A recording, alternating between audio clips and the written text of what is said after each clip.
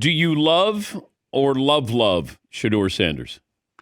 Really love Shedeur Sanders. I tried to be loyal to what, like I said, August, and what I thought throughout their careers. And I understand if you want, Dan, somebody who looks the part. I call them LTPers. That's what they are. They're LTPers. There's a couple other guys at that position that are more physically gifted, okay? When I talk about arm strength, when I talk about just imposing size, the rocket arm, the 4.6 speed, there are other quarterbacks that have that, Dan. If you want that, take those guys. If you want a kid who can just surgically take a team down the field, pick you apart, see things, recognize things, diagnose, make decisions that are sound, also get the ball to accurate points and precise points to a receiver, and hang in tough in that pocket, take hits, and keep getting up. Don't point fingers. Don't assign blame. Win football games. He didn't have a running game for 2 years at Colorado, Dan. His leading rusher, I've said it for the last month, his leading rusher the last 2 years, the two top running backs in this draft, Ginty and Hampton, would have had more yards in a game and a half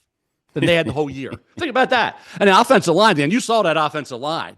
That was a bad group in 2023, a little bit better in 24, but bottom line is he had no chance. And a lot of those snaps, he had no shot. So I give him a lot of credit, Dan, but if he's not the guy that you want physically and you can't reconcile taking a guy that high, I get it. But does that not mean that, hey, in the late first round, he can't be a heck of a pick? And all this notion too, Dan, well, if you love them or you like them, whatever, if you just like them, you can't take them. Well, I'll give you an example. In 1984, Dan, my first year at ESPN, I had Boomer Esiason, the third highest rated player on my board. Right now, Shedeur's at 5, by the way, okay? So say Shedeur goes in the late first. He goes in the second. What an idiot Kiper is, right? He had Shedeur. Well, guess what? Boomer was 3. The Bengals had 3 picks in the first round, Dan. I'm sitting there first year at ESPN. You know what's going through my head? I'm one and done.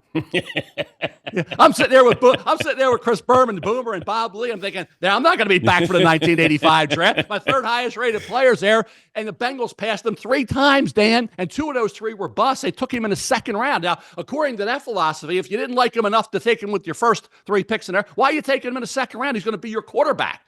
He's going to be the guy, whether he's the first, second rounder. He's your guy moving forward. You didn't even like him enough to take ahead of Ricky Hundley, Pete Koch, and Brian Blados. Okay, so again, I don't buy into any of that nonsense. Brett Favre was like a highly rated player, went in the second round, right? Look what happened with him. Aaron Rodgers was supposed to go number 1 3 weeks before the draft and slid to 24. The 6 of the 8 sliding picks in terms of my rankings over the last, since 1970, Dan. I went all the way back to 1970.